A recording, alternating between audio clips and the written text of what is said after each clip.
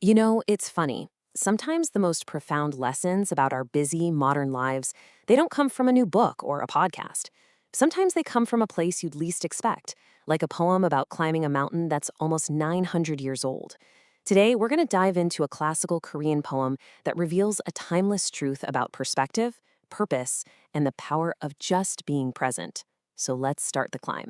Our journey kicks off with these two lines, written in Hanja, which are the Chinese characters used in classical Korean literature. Right away, they paint this incredible picture, one that's filled with breathtaking beauty, but also a surprising hint of fear. It's a really powerful opening that just drops you right into the poet's experience. So, who's our guide on this trek? His name is Kim Bu-sik. He was a scholar and an official living way back in the 12th century during Korea's Goryeo Dynasty.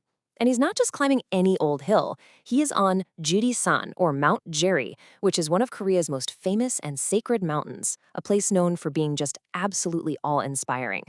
Okay, so first, let's join the poet as he makes his way up the mountain and try to feel that same overwhelming sense of awe that he did.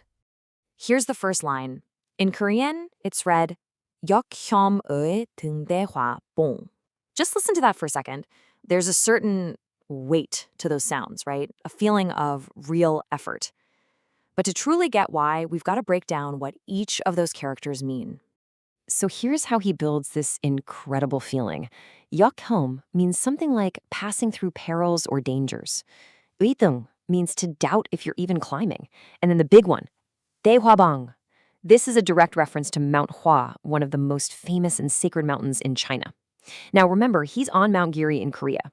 So he's using this comparison as the ultimate compliment, basically saying, wow, this climb is so intense, so majestic. I feel like I might actually be climbing the legendary Mount Hua itself. So you can feel it, right? The poet is just completely overwhelmed. He has to reach for this famous landmark just to try and put the feeling into words. This isn't just a casual hike. It's a true encounter with the sublime. Now let's move on to the second line and see where this goes. In Korean, it's Guido Hangyopsik Yanghong. And you can probably hear it. There's a real shift in the town. After that feeling of awe, something else starts to creep in, something that feels a lot more like fear. And this is where we see that emotional turn. Guido means the return path, the way back home. Hwamgup means to suddenly get scared or feel timid.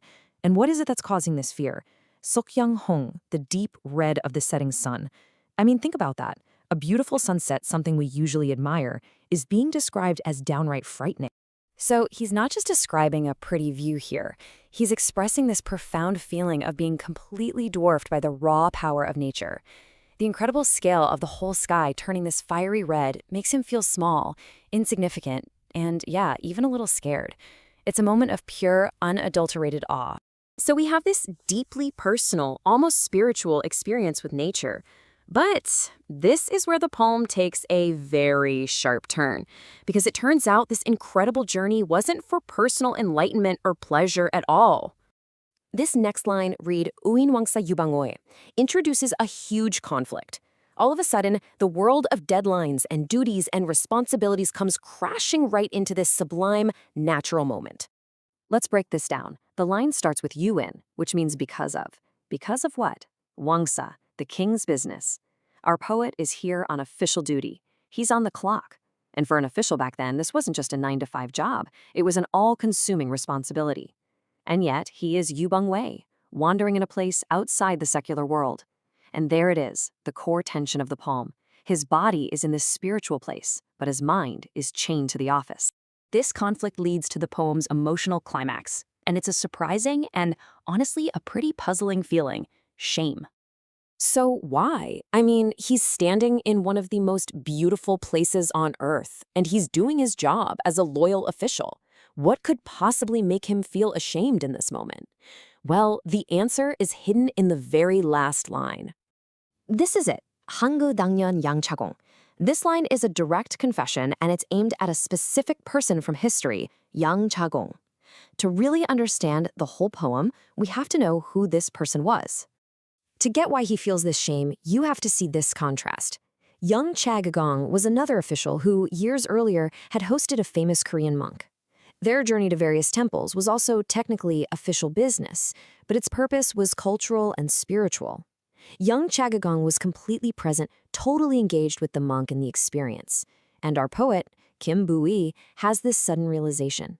His own mind is still consumed by Wangsa, his to-do list, his state affairs. He feels like he's failing to truly be in the sacred place he's standing in. So the poet's shame isn't about being a bad official. It's this heartbreaking realization that he was standing on top of a mountain, surrounded by all this beauty, but his mind wasn't there with him. He was missing it.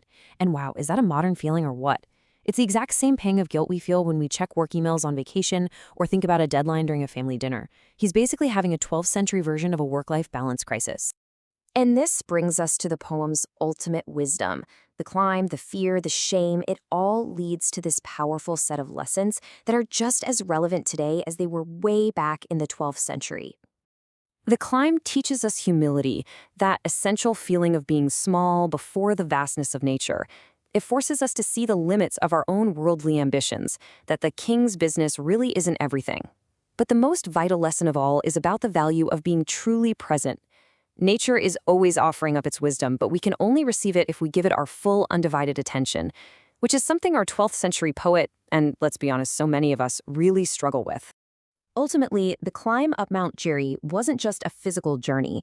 It was a journey to a completely new perspective on what actually matters.